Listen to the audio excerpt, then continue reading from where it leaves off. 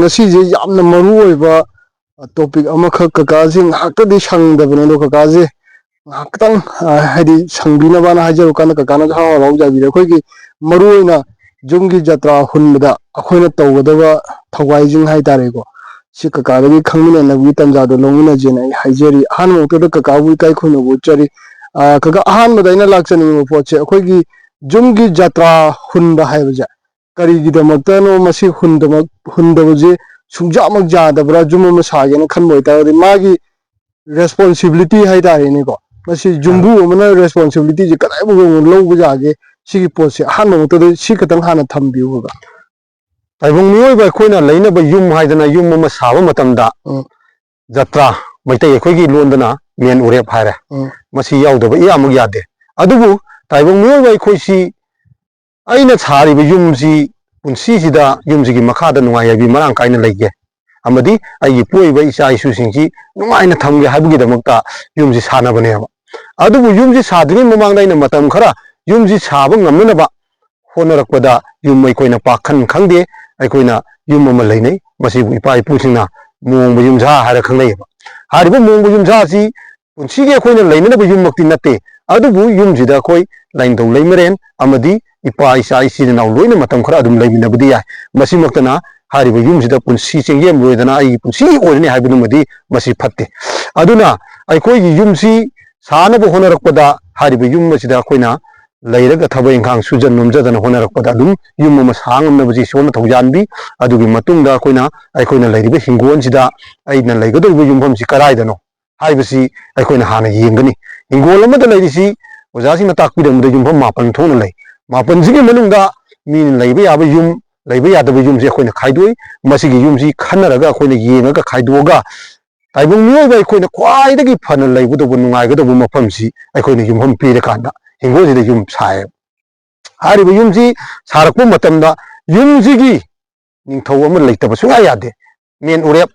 jatra haidana hujik koi gi icha nupana hangiba jatra si jatra si kana gumbo oja kharna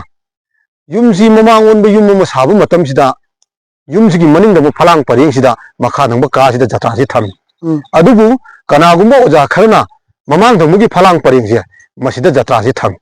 masigi jatra si ekoina khangjadadana oja singda masibu karmai tawuno ekoina yengjana hangjarbu matamda oja singna takpirakumda haribu jatra singigi leibamse adumukti lei adubu magi maigai khudam moina maitai sana leba kanglei pung haidin leiriba pikraba lamdam masida aikoigi nongchup lamda leiriba yumsaga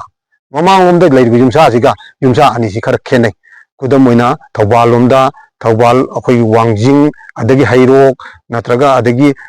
moigi leiriba yumsa singsi ayamana yumsi mamang thangba asida jatra si pi adubu aikoigi nongchuplam lom haidana leiriba nambol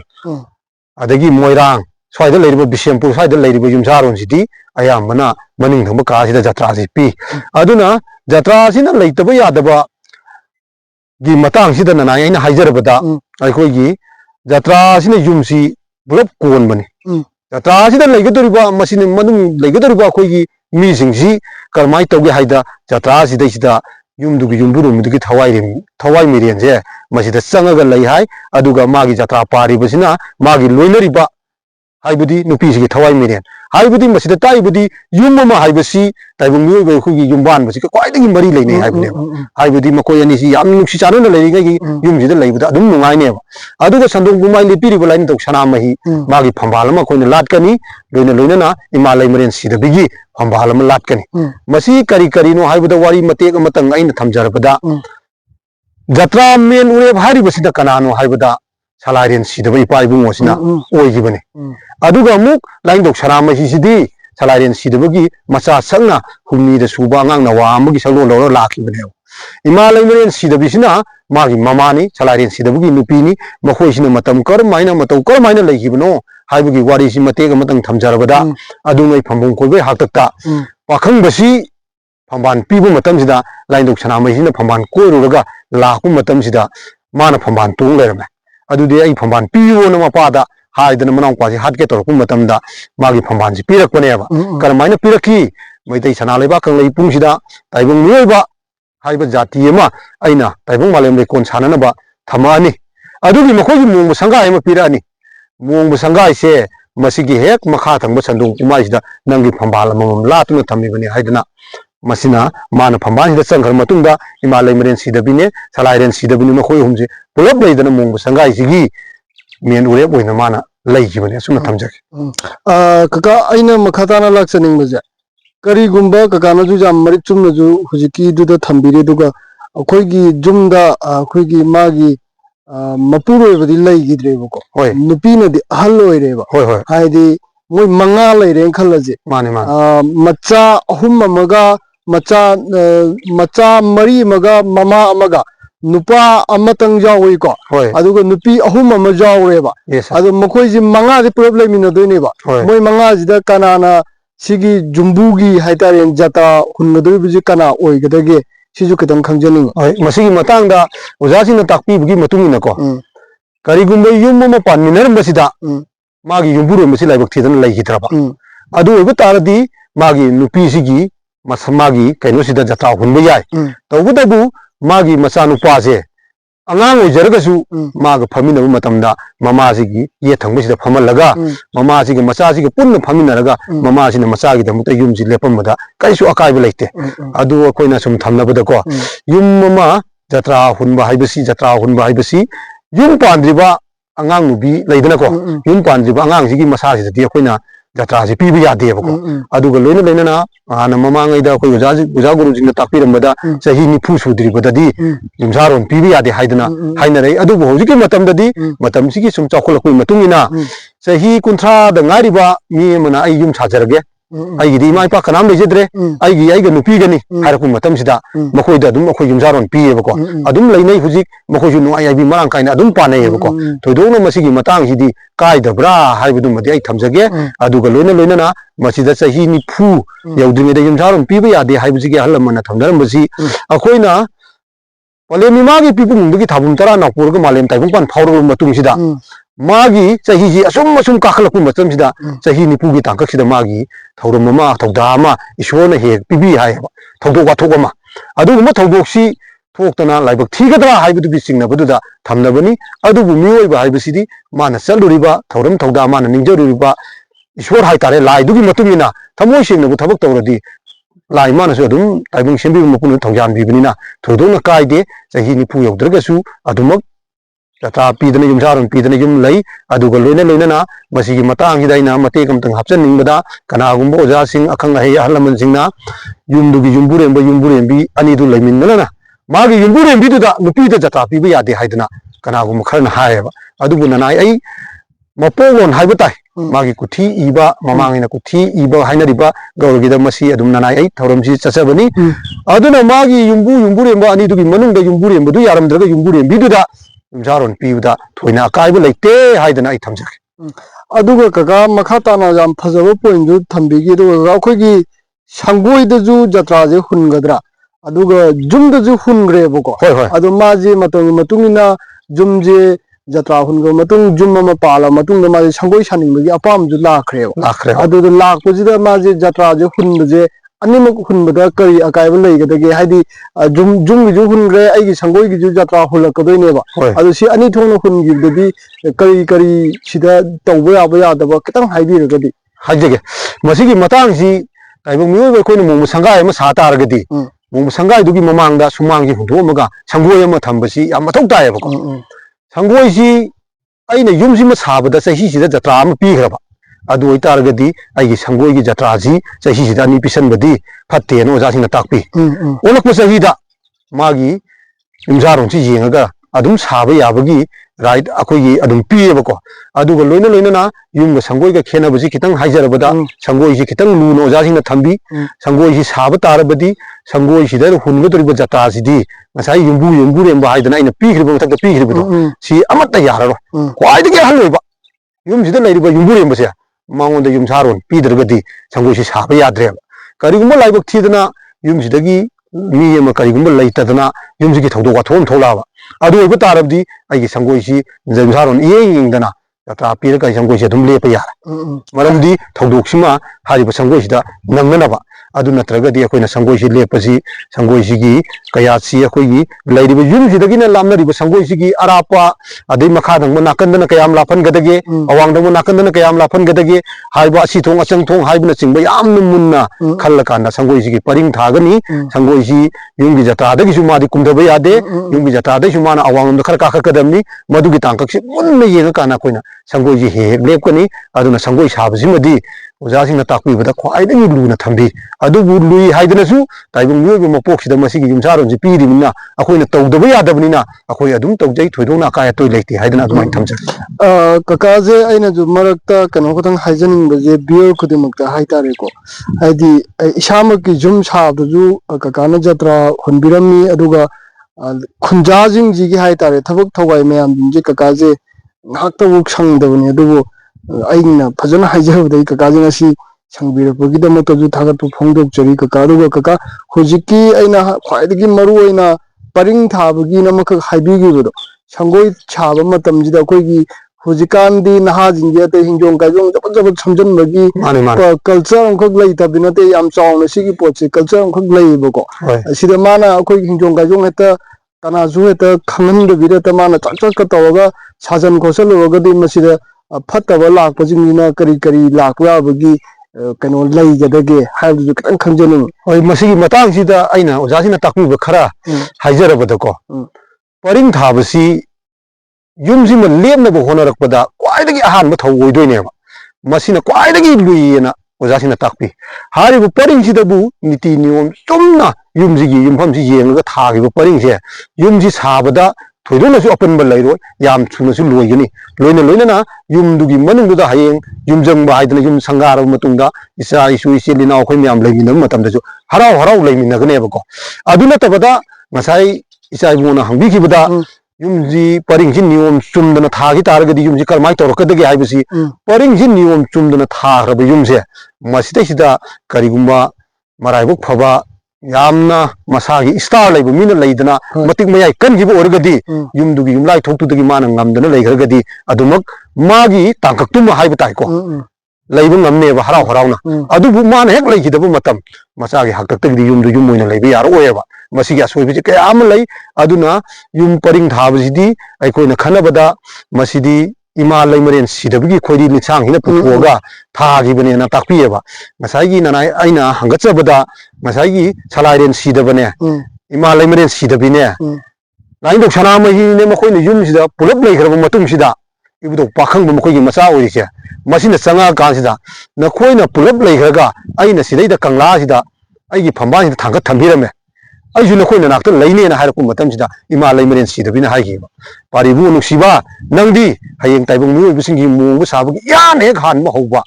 paring langsang dan bahayuse imagi khodi linsang se si puthoga ibudo pakhang nangi to thup sida sida moina saro masina niwom chumna sabo itargadi nang nuaya bi marang kaina layu nangsu layu imasu laige salaren sidaba ipaibung laining tau sana mai loina na mungbu sangai da leiriba taibung mi oibu singsiju nuaya bi marang kaina laigi haidana mana pigibaneba aduna aikoina paringsi thabu matamda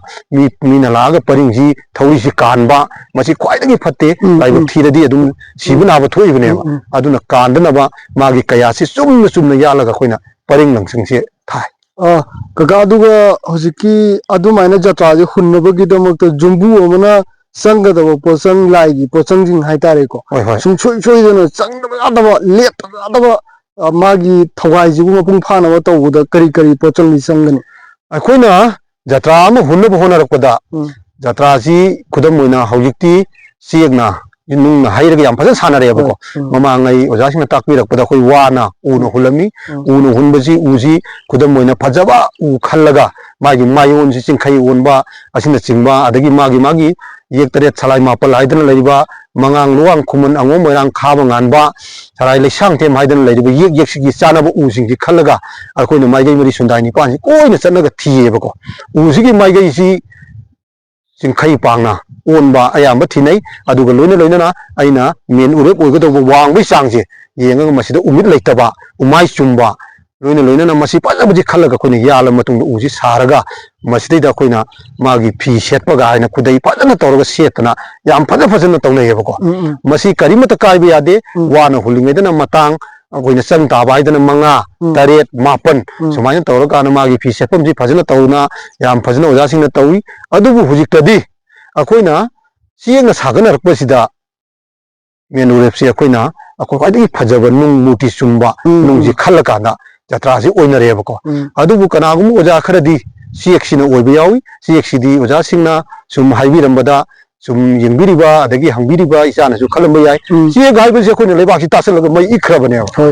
ꯑꯗꯨꯒ ꯃꯦꯟ ꯎꯔꯦꯞ ꯑꯃ ꯑꯣꯏꯔꯛꯀꯗꯣꯏꯁꯤ ꯑꯩꯈꯣꯏꯅ ꯏꯔꯥꯏꯁꯣꯟ ꯇꯧꯔꯛꯄ ꯃꯇꯝꯗ ꯃꯁꯤꯗꯩꯗ ꯑꯩꯈꯣꯏꯅ ꯃꯥꯏ ꯊꯋꯥꯏ ꯃꯤꯔꯦꯟꯁꯦ ꯍꯥꯞꯄꯛꯀꯗꯣꯏꯅꯦꯕ ꯑꯗꯨꯅ ꯃꯩ ꯏꯛꯄ ꯄꯣꯠꯁꯤꯗꯗꯤ ꯍꯥꯞꯄ ꯌꯥꯗꯦꯅ ꯆꯦꯛꯁꯤ ꯇꯧꯖꯗꯦ ꯑꯗꯨꯒ ꯃꯁꯤꯒꯤ ꯄꯣꯠꯆꯪꯁꯤꯗ ꯏꯆꯥꯅ ꯍꯪꯈꯤꯕꯗꯨ ꯑꯩꯈꯣꯏꯅ ꯃꯁꯤ ꯃꯦꯟ ꯎꯔꯦꯞꯁꯤꯃ ꯍꯨꯟꯅꯕ ꯍꯣꯠꯅꯕ ꯃꯇꯝꯗ ꯌꯨꯝꯗꯨꯒꯤ ꯌꯨꯝꯕꯨꯔꯦꯝꯕ ꯌꯨꯝꯕꯨꯔꯦꯝꯕꯤ ꯑꯅꯤꯁꯤꯃ ꯐꯤꯁꯤ ꯁꯦꯠꯇꯅ ꯑꯍꯟꯕ ꯁꯦꯠꯇꯅ ꯏꯔꯨꯖꯊꯣꯛꯇꯅ ꯑꯗꯒꯤ ꯍꯨꯟꯒꯗꯧꯔꯤꯕ ꯃꯤꯗꯨꯁꯨ ꯏꯔꯨꯖꯊꯣꯛꯑꯒ ꯂꯥꯛꯀꯅꯤ ꯂꯣꯏꯅꯅ ꯖꯇ꯭ꯔꯥ ꯄꯥꯏꯕ ꯍꯥꯏꯗꯅ ꯂꯩꯔꯤꯕ ꯑꯗꯨ ꯃꯈꯣꯏ ꯑꯍꯨꯝꯁꯨ ꯏꯔꯨꯖꯊꯣꯛꯑꯒ ꯂꯥꯛꯀꯅꯤ ꯑꯍꯜ ꯂꯃꯟ ꯈꯔ ꯌꯥꯎꯒꯅꯤ ꯑꯊꯨꯝ ꯑꯍꯥꯎ ꯂꯩꯒꯅꯤ ꯑꯊꯦꯟꯄꯣꯠ 2 ꯁꯦꯝꯒꯅꯤ ꯁꯪꯒꯣꯝ ꯑꯅꯧꯕ ꯌꯥꯎꯒꯅꯤ ꯃꯗꯒꯤ ꯁꯅꯥ ꯀꯨꯟꯖꯥꯏ ꯂꯨꯄꯥ ꯀꯨꯟꯖꯥꯏ ꯆꯟꯒꯅꯤ ꯑꯗꯒꯤ ꯅꯣꯡꯗꯥꯔ ꯃꯅꯥꯍꯤ ꯂꯩꯁꯪ ꯍꯥꯏꯗꯅ ꯂꯩꯔꯤꯕ ꯌꯣꯊꯤ ꯑꯗꯒꯤ ꯏꯃꯥ ꯀꯩꯊꯦꯜ ꯂꯥꯏꯔꯦꯝꯕꯤꯒꯤ ꯅꯤꯔꯃꯜꯅꯆꯤꯡꯕ ꯍꯥꯞꯄꯒ ꯍꯥꯏꯔꯤꯕ ꯃꯦꯟ ꯎꯔꯦꯞꯁꯤ ꯇꯧꯗꯅ ꯌꯥꯝꯅ ꯑꯐꯕ ꯄꯨꯡꯐꯝꯁꯤ ꯌꯦꯡꯍꯜꯂꯒ ꯑꯗꯨꯀꯥꯟꯗ ꯑꯩꯈꯣꯏꯅ ꯃꯦꯟ ꯎꯔꯦꯞꯁꯤ ꯍꯦꯛ ꯂꯦꯞꯄꯤ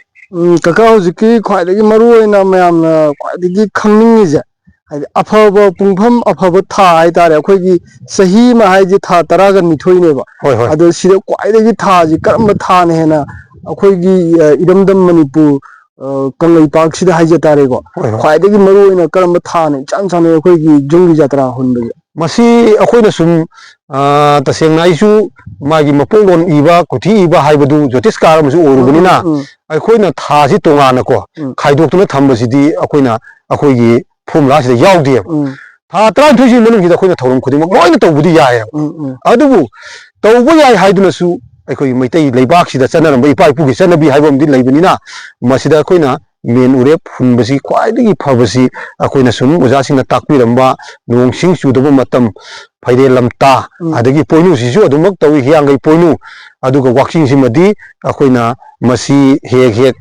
ꯍꯨꯟꯗꯣꯛꯑꯒ ꯊꯝꯕꯤꯔꯝꯃꯤ ꯑꯗꯨꯕꯨ ꯑꯩꯈꯣꯏꯅ ꯋꯥꯛꯆꯤꯡ ꯊꯥꯁꯤ ꯍꯣꯠꯂꯨꯕ ꯃꯇꯝꯗꯗꯤ ꯋꯥꯛꯆꯤꯡ ꯊꯥꯁꯤꯗꯤ ꯌꯥꯝꯅ ꯐꯕ ꯊꯥ ꯑꯃꯗꯤ ꯑꯣꯏ ꯑꯗꯨꯕꯨ ꯏꯄꯥ ꯏꯄꯨꯅꯗꯤ ꯃꯁꯤ ꯇꯧꯅꯣꯅ ꯍꯥꯏꯔꯝꯕꯅꯤꯅ ꯑꯩꯈꯣꯏ ꯇꯧꯗꯦ ꯑꯗꯨꯒ ꯂꯣꯏꯅꯅ ꯃꯁꯤꯒꯤ ꯃꯇꯥꯡꯁꯤꯗ ꯑꯩꯅ ꯄꯟꯖꯅꯤꯡꯕ ꯑꯃꯅ ꯍꯧꯖꯤꯛꯇꯤ ꯂꯝꯁꯤ ꯄꯤꯛꯁꯜꯂꯛꯄ ꯑꯗꯒꯤ ꯑꯩꯈꯣꯏꯒꯤ ꯂꯝꯕꯤ ꯊꯣꯡꯁꯤꯒꯤ ꯃꯇꯨꯡ ꯏꯟꯅ ꯌꯨꯝꯁꯤ ꯏꯄꯥ ꯏꯄꯨꯅ ꯍꯥꯟꯅ ꯊꯝꯕꯤꯔꯝꯕꯗ ꯃꯃꯥꯡ ꯅꯠꯇ꯭ꯔꯒ ꯑꯋꯥꯡ ꯑꯣꯟꯗ꯭ꯔꯒꯗꯤ ꯌꯨꯝꯁꯤ ꯂꯩꯕ ꯅꯨꯡꯉꯥꯏꯇꯦ ꯍꯥꯏꯕꯅꯆꯤꯡꯕ ꯃꯁꯤ ꯊꯝꯕꯤꯔꯝꯃꯤ ꯑꯗꯨꯕꯨ ꯑꯩꯒꯤ ꯌꯨꯝꯁꯤꯒꯤ ꯃꯅꯤꯡꯁꯤꯗ ꯁꯣꯔꯣꯛ ꯐꯖꯕ ꯑꯃ ꯆꯠꯂꯦ ꯑꯩꯒꯤ ꯄꯨꯟꯁꯤꯁꯤ ꯍꯤꯡꯕ ꯌꯥꯗ꯭ꯔꯦ ꯑꯩꯒꯤ ꯌꯨꯝꯁꯤꯗ ꯁꯥꯒꯗꯧꯔꯤꯕ ꯃꯐꯝꯁꯤꯗ ꯄꯤꯁꯛ ꯄꯤꯛꯑꯦ ꯃꯃꯥꯡ ꯑꯣꯟꯊꯣꯛꯈ꯭ꯔꯒꯗꯤ ꯑꯩ ꯀꯥꯟꯅꯕ ꯐꯪꯉꯣꯏꯗꯧꯔꯦꯕ ꯑꯗꯨ ꯑꯣꯏꯇꯥꯔꯒꯗꯤ ꯑꯩꯒꯤ ꯁꯣꯔꯣꯛ ꯂꯣꯝꯁꯤꯗ ꯃꯃꯥꯏꯁꯤ ꯑꯣꯟꯊꯣꯔꯛꯄ ꯃꯅꯤꯡ ꯑꯣꯟꯕ ꯍꯥꯏꯕ ꯇꯥꯏꯀꯣ ꯃꯁꯤꯒꯤ ꯌꯨꯝꯁꯤ ꯑꯩꯈꯣꯏ ꯂꯦꯞꯄꯗ ꯑꯗꯨꯃꯛ ꯂꯦꯞꯄꯦ ꯃꯈꯥ ꯑꯣꯟꯒꯦ ꯍꯥꯏꯔꯒꯁꯨ ꯑꯩꯈꯣꯏ ꯍꯧꯖꯤꯛ ꯂꯦꯞꯆꯔꯦꯕ ꯃꯁꯤꯒꯤ ꯊꯥꯁꯤ ꯊꯥ 13ꯁꯤꯒꯤ ꯃꯅꯨꯡꯗ ꯑꯩꯈꯣꯏꯒꯤ ꯊꯥ 2 ꯑꯩꯈꯣꯏꯅ ꯊꯦꯡꯅꯖꯩ ꯑꯩꯈꯣꯏꯅ ꯃꯁꯤꯕꯨ ꯀꯔꯤ ꯍꯥꯏꯅ ꯀꯧꯒꯦ ꯍꯥꯏꯕꯗ ꯑꯩꯈꯣꯏꯅ ꯇꯥꯎꯔꯣꯏꯅꯥꯏ ꯌꯨꯝꯁꯥ ꯍꯥꯏꯗꯅ ꯏꯕꯨꯙꯧ ꯄꯥꯈꯪꯕꯅ ꯃꯥꯅ ꯍꯦꯛ ꯃꯥꯏꯑꯣꯟ ꯂꯩꯅ ꯎꯞꯄ ꯏꯕꯨꯙꯧ ꯄꯥꯈꯪꯕꯅ ꯎꯞꯈ꯭ꯔꯗꯤ ꯃꯆꯥ ꯃꯁꯨ ꯑꯩꯈꯣꯏ ꯑꯣꯏꯕꯗꯤ ꯃꯥꯅ ꯇꯧ ꯍꯥꯏꯕꯗꯣ ꯑꯩꯈꯣꯏꯅ ꯇꯧꯕꯗ ꯀꯩꯁꯨ ꯑꯀꯥꯏꯕ ꯂꯩꯇꯦ ꯈꯜꯂꯀꯥꯟꯗ ꯊꯧꯔꯝꯁꯤꯡꯁꯤ ꯄꯥꯡꯖꯗꯅ ꯍꯧꯖꯤꯛ ꯃꯈꯥ ꯑꯣꯟꯕ ꯌꯨꯝ ꯁꯥꯕ ꯌꯥꯎꯔꯦ ꯃꯅꯤꯡ ꯑꯣꯟꯕ ꯌꯨꯝ ꯁꯥꯕ ꯌꯥꯎꯔꯦ ꯃꯁꯤ ꯑꯣꯜꯂꯨꯕꯁꯤꯗ ꯃꯈꯣꯏꯁꯤ ꯌꯥꯝꯅ ꯐꯠꯇ꯭ꯔꯕ꯭ꯔꯥ ꯍꯥꯏꯕꯗꯤ ꯊꯣꯏꯗꯣꯛꯅ ꯐꯠꯇꯕ ꯑꯣꯏꯗꯦꯕ ꯅꯨꯡꯉꯥꯏ ꯌꯥꯏꯕꯤ ꯃꯔꯥꯡ ꯀꯥꯏꯅ ꯑꯗꯨꯃꯛ ꯄꯥꯟꯗꯨꯅ ꯂꯩ ꯀꯀꯥ ꯍꯧꯖꯤꯛꯀꯤ ꯄꯣꯏꯟꯗꯨꯗ ꯑꯩꯅ ꯈꯤꯇꯪ ꯂꯥꯛꯆꯅꯤꯡꯕꯁꯦ ꯍꯥꯏꯕꯤꯌꯨ ꯖꯨꯝꯕꯨ ꯑꯃꯅꯅꯦ ꯍꯣꯏ ꯖꯇ꯭ꯔꯥ ꯍꯨꯟꯕ ꯅꯨꯃꯤꯠꯁꯤꯗ ꯃꯥꯅ ꯃꯊꯃꯣꯏ ꯁꯦꯡꯅ ꯃꯥꯅ ꯈꯣꯏꯔꯝꯖꯒꯗꯕ ꯍꯥꯏꯇꯥꯔꯦꯅꯦ ꯍꯥꯏꯗꯤ ꯂꯥꯛꯄꯤꯔꯤꯕ ꯖꯇ꯭ꯔꯥ ꯍꯨꯟꯒꯗꯧꯔꯤꯕ ꯀꯩ ꯍꯥꯏꯇꯥꯔꯦ ꯑꯩꯈꯣꯏ ꯃꯃꯤꯡꯗꯤ ꯈꯪꯖꯗ꯭ꯔꯦꯀꯣ ꯍꯣꯏ ꯍꯣꯏ ꯍꯣꯏ ꯖꯇ꯭ꯔꯥ ꯍꯨꯜꯂꯤꯕ ꯍꯥꯏꯗꯤ ꯑꯣꯖꯥ ꯍꯥꯏꯖ ꯇꯥꯔꯦꯀꯣ ꯍꯣꯏ ꯍꯣꯏ ꯍꯣꯏ ꯑꯣꯖꯥꯁꯤꯗ ꯃꯥꯅ ꯃꯇꯧ ꯀꯔꯝꯅ ꯕꯣꯔ ꯅꯤꯍꯧꯒꯗꯒꯦ ꯑꯗꯨꯒ ꯀꯀꯥꯅꯁꯨ ꯊꯦꯡꯅꯔꯛꯄ ꯑꯦꯛꯁꯄꯤꯔꯤꯌꯦꯟꯁ ꯍꯥꯏꯇꯥꯔꯦ ꯀꯀꯥꯅ ꯖꯇ꯭ꯔꯥ ꯍꯨꯟꯕꯗ ꯀꯔꯝꯕ ꯃꯤ ꯃꯈꯟꯁꯤꯅ ꯍꯦꯟꯅ ꯃꯊꯃꯣꯏ ꯁꯦꯡꯅ ꯇꯧꯕ ꯃꯥꯜꯂꯤ ꯑꯗꯩ ꯀꯃꯥꯏꯅ ꯇꯧꯏ ꯀꯥꯏꯅ ꯀꯔꯝꯕ ꯃꯑꯣꯡꯗꯗꯤ ꯊꯦꯡꯅꯕꯤꯔꯛꯏ ꯑꯗꯨꯒ ꯃꯣꯏꯗ ꯇꯧꯍꯟꯅꯤꯡꯕ ꯍꯥꯏꯇꯥꯔꯦꯀꯣ ꯍꯣꯏ ꯍꯣꯏ ꯍꯦꯟꯅ ꯍꯣꯏ ꯂꯩꯕꯗ ꯅꯨꯡꯉꯥꯏꯖꯅꯕ ꯍꯥꯏꯇꯥꯔꯦ ꯃꯥꯅꯤ ꯃꯥꯅꯤ ꯃꯥꯅꯤ ꯀꯔꯤ ꯀꯔꯤꯁꯦ ꯆꯪꯒꯗꯒꯦꯁꯨ ꯈꯤꯇꯪ ꯈꯪꯖꯅꯤꯡꯉꯤ ꯍꯣꯏ ꯃꯁꯤꯒꯤ ꯃꯇꯥꯡꯁꯤ ꯍꯥꯏꯖꯔꯕꯗꯕꯀꯣ ꯑꯩꯈꯣꯏꯅ ꯖꯇ꯭ꯔꯥ ꯍꯨꯟꯕ ꯆꯠꯄꯁꯤ ꯖꯇ꯭ꯔꯥ ꯍꯥꯏꯕ ꯄꯨꯡꯐꯝꯁꯤꯗꯕꯨ ꯑꯌꯨꯛꯀꯤ ꯈꯔ ꯑꯉꯟꯕꯁꯦ ꯑꯗꯨꯝ ꯄꯤꯅꯩꯌꯦꯕꯀꯣ ꯑꯩꯈꯣꯏꯅ ꯄꯤꯕꯁꯨ ꯑꯗꯨꯝ ꯄꯤꯖꯩ ꯑꯗꯨꯕꯨ ꯑꯌꯨꯛꯀꯤ ꯑꯉꯟꯕ ꯄꯤ ꯍꯥꯏꯗꯅꯁꯨ ꯅꯨꯃꯤꯠꯅ ꯅꯣꯡꯄꯣꯛꯂꯣꯝꯗꯒꯤ ꯊꯣꯛꯂꯛꯇ꯭ꯔꯤꯉꯩ ꯃꯇꯝꯗꯗꯤ ꯌꯥꯔꯤꯈꯩ ꯖꯇ꯭ꯔꯥꯁꯦ ꯑꯩꯈꯣꯏ ꯍꯨꯟꯖꯗꯦꯕ ꯃꯁꯤꯒꯤ ꯃꯇꯝꯁꯤ ꯅꯪꯅꯕ ꯑꯩꯈꯣꯏꯅ ꯆꯠꯆꯕꯁꯤ ꯑꯌꯨꯛ ꯄꯨꯡ ꯇꯁꯦꯡꯅ ꯍꯥꯏꯔꯕꯗ ꯄꯨꯡ 3 ꯁ꯭ꯋꯥꯏꯗ ꯍꯧꯒꯠꯂꯒ ꯏꯔꯨ ꯃꯥꯏꯊ ꯂꯨꯖꯔꯒ ꯑꯩꯈꯣꯏꯒꯤ ꯐꯤꯔꯣꯟꯁꯤ ꯁꯦꯡꯅ ꯁꯦꯠꯂꯀꯥꯟꯗ ꯆꯠꯂꯦ ꯃꯁꯤ ꯆꯠꯄ ꯃꯇꯝꯁꯤꯗ ꯖꯇ꯭ꯔꯥ ꯍꯨꯟꯗꯣꯏꯅꯤ ꯈꯔ ꯍꯨꯟꯕꯤꯔ ꯂꯥꯎ ꯍꯥꯏꯗꯅ ꯃꯄꯨꯁꯤ ꯍꯥꯏꯕꯤꯔꯝꯕ ꯃꯄꯨꯁꯤ ꯀꯔꯤꯝꯇ ꯏꯔꯨ ꯃꯥꯏꯊ ꯂꯨꯖꯗꯅ ꯇꯨꯝꯕ ꯍꯧꯒꯠꯂꯝꯗꯅ ꯂꯩꯔꯝꯕꯁꯨ ꯌꯥꯎꯋꯦꯕ ꯑꯗꯨꯕꯨ ꯉꯁꯤꯃꯛꯇꯗꯁꯨ ꯏꯆꯥ ꯏꯕꯨꯡꯉꯣꯅ ꯅꯝꯕ ꯂꯥꯛꯏꯕ ꯉꯁꯤ ꯅꯨꯃꯤꯠ ꯑꯩ ꯁꯪꯒꯣꯏꯒꯤ ꯖꯇ꯭ꯔꯥ ꯑꯃ ꯍꯣꯟꯖꯔꯨꯏ ꯃꯣꯏꯁꯤ ꯑꯩꯅ ꯆꯠꯈꯤꯕ ꯃꯇꯝꯗ ꯃꯣꯏꯅ ꯍꯥꯟꯅ ꯏꯔꯨꯖꯊꯣꯛꯑꯒ ꯐꯤ ꯑꯁꯦꯡꯕ ꯁꯦꯠꯂꯒ ꯉꯥꯏ ꯂꯩꯔꯝꯃꯦꯕ ꯑꯗꯨꯒ ꯂꯣꯏꯅꯅ ꯑꯗꯨꯃꯥꯏꯅ ꯉꯥꯏꯔꯝꯕꯁꯤꯗꯗꯤ ꯑꯩꯒꯤ ꯊꯃꯣꯏꯗꯁꯨ ꯅꯨꯡꯉꯥꯏꯔꯦ ꯋꯥꯈꯜꯁꯦ ꯅꯨꯡꯉꯥꯏꯔꯦ ꯊꯕꯛ ꯑꯃ ꯇꯧꯕ ꯍꯥꯏꯕꯁꯤ ꯌꯨꯝꯕꯨ ꯑꯃꯗꯤ ꯇꯧꯒꯗꯧꯔꯤꯕ ꯃꯤ ꯑꯅꯤꯁꯤꯅ ꯋꯥꯈꯜꯁꯦ ꯅꯨꯡꯉꯥꯏꯅ ꯊꯕꯛꯁꯤ ꯄꯥꯡꯊꯣꯛꯃꯤꯟꯅꯔꯕ ꯊꯕꯛꯁꯤ ꯑꯗꯨꯝ ꯃꯥꯏ ꯄꯥꯛꯀꯅꯦꯕ ꯑꯗꯨꯒ ꯂꯣꯏꯅꯅ ꯑꯩꯅ ꯉꯝꯖꯕ ꯈꯔꯗꯪ ꯃꯦꯟ ꯎꯔꯦꯞꯁꯤ ꯍꯨꯟꯅꯕ ꯃꯇꯝꯗ ꯑꯩꯅ ꯍꯥꯏꯖꯈꯤꯕ ꯄꯣꯠꯂꯝꯗꯨ ꯂꯥꯡꯕ ꯉꯝꯖꯗ꯭ꯔꯦ ꯀꯔꯤꯒꯨꯝꯕ ꯈꯔ ꯃꯥꯅ ꯑꯁꯦꯡꯕ ꯂꯥꯡꯖꯔꯝꯃꯦ ꯊꯃꯣꯏ ꯁꯦꯡꯅ ꯇꯥꯏꯕꯪ ꯁꯦꯝꯕꯤꯕ ꯃꯄꯨ ꯃꯉꯣꯟꯗ ꯈꯣꯏꯔꯝꯃꯒ ꯏꯕꯥꯅꯤꯅ ꯃꯦꯟ ꯎꯔꯦꯞꯁꯤ ꯂꯦꯞꯄ ꯃꯇꯝꯗ ꯊꯣꯏꯗꯣꯛꯅ ꯃꯥꯒꯤ ꯑꯀꯥꯏꯕ ꯑꯣꯏꯔꯣꯏ ꯄꯣꯠ ꯆꯩ ꯑꯩꯅ ꯏꯈꯤꯕ ꯄꯨꯝꯅꯃꯛ ꯂꯩꯗ꯭ꯔꯦ ꯍꯥꯏꯗꯅꯁꯨ ꯑꯩꯈꯣꯏꯁꯨ ꯋꯥꯔꯧꯕ ꯂꯩꯇꯦ ꯂꯣꯏꯅꯅ ꯃꯥꯅ ꯑꯩꯉꯣꯟꯗ ꯉꯝꯖꯕ ꯗꯈꯤꯅꯥ ꯂꯨꯄꯥ 10ꯗꯪ ꯑꯣꯏꯔꯁꯨ ꯃꯥꯅ ꯍꯥꯏꯖꯔꯨꯕꯗ ꯂꯥꯛꯏꯕ ꯑꯍꯜ ꯂꯃꯟꯁꯤꯡꯗ ꯂꯨꯄꯥ 10 ꯇꯧꯔꯒ ꯃꯥꯅ ꯕꯣꯔ ꯅꯤꯔꯛꯄ ꯃꯇꯝꯁꯤꯗ ꯊꯃꯣꯏ ꯁꯦꯡꯅ ꯑꯩꯗꯤ ꯂꯩꯖꯗꯕꯅꯤ ꯑꯗꯨꯕꯨ ꯑꯩꯒꯤ ꯏꯆꯥ ꯏꯁꯨꯁꯤꯡꯁꯦ ꯌꯨꯝꯁꯤ ꯂꯩꯇꯕ ꯌꯥꯗꯕꯅꯤ나 ꯌꯨꯝꯁꯤꯒꯤ ꯃꯈꯥꯗ ꯂꯩꯕ ꯅꯨꯡꯉꯥꯏ ꯌꯥꯏꯕꯤ ꯃꯔꯥꯡ ꯀꯥꯏꯅ ꯂꯩꯖꯒꯦ ꯍꯥꯏꯗꯅ ꯕꯣꯔ ꯅꯤꯕꯗ ꯑꯩꯈꯣꯏꯒꯤ ꯊꯃꯣꯏ ꯁꯦꯡꯅ ꯄꯤ ꯃꯈꯣꯏꯁꯨ ꯅꯨꯡꯉꯥꯏ ꯌꯥꯏꯕꯤ ꯃꯔꯥꯡ ꯀꯥꯏꯅ ꯑꯗꯨꯃꯛ ꯑꯗꯨꯝ ꯂꯩꯍꯧꯏ ꯄꯨꯟꯁꯤ ꯅꯨꯡꯁꯥꯡꯅꯁꯨ ꯑꯗꯨꯝ ꯂꯩꯒꯅꯤ ꯃꯁꯤꯗꯤ ꯇꯥꯏꯕꯪ ꯁꯦꯝꯕꯤꯕ ꯃꯄꯨꯅ ꯑꯗꯨꯃꯛ ꯊꯧꯖꯥꯟꯕꯤꯌꯨ ꯀꯀꯥꯅ ꯍꯥꯏꯕꯤꯔꯤꯕ ꯋꯥꯐꯝꯁꯤꯡꯁꯤꯗ ꯏꯔꯩꯆꯥ ꯈꯨꯗꯤꯡꯃꯛꯅ ꯉꯥꯛꯂꯒ ꯆꯠꯃꯤꯟꯅꯁꯤ ꯍꯥꯏꯕꯗꯤ ꯌꯨꯝꯕꯨ ꯑꯃꯗꯨꯅ ꯀꯀꯥꯅ ꯂꯥꯛꯑꯀꯥꯟꯗ ꯏꯔꯨꯖꯔꯝꯗꯅ ꯂꯩꯔꯝꯕ ꯍꯥꯏꯕꯁꯤ ꯃꯁꯤ ꯈ꯭ꯋꯥꯏꯗꯒꯤ ꯃꯔꯤꯡ ꯃꯔꯥꯡꯕ ꯄꯣꯠ ꯑꯃꯈꯛꯅꯦꯅ ꯀꯀꯥꯅ ꯍꯥꯏꯕꯤꯕꯅꯤ ꯍꯥꯏꯗꯤ ꯅꯤꯌꯣꯝ ꯅꯤꯇꯤ ꯆꯨꯝꯅ ꯃꯥꯁꯨ ꯏꯔꯨꯖ ꯃꯥꯏꯊꯔꯒ ꯏꯁꯣꯔꯒꯤ ꯂꯦꯡꯗꯅꯕꯒꯤꯗꯃꯛꯇ ꯊꯃꯣꯏ ꯌꯥꯝ ꯁꯦꯡꯅ ꯇꯧꯃꯤꯟꯅꯁꯤꯅ ꯍꯥꯏꯕ ꯋꯥꯐꯝꯗꯨꯅꯤ ꯀꯀꯥꯅ ꯊꯝꯕꯤꯔꯤꯕ ꯄꯣꯠꯁꯦ ꯀꯀꯥꯁꯦ ꯍꯥꯏꯗꯤ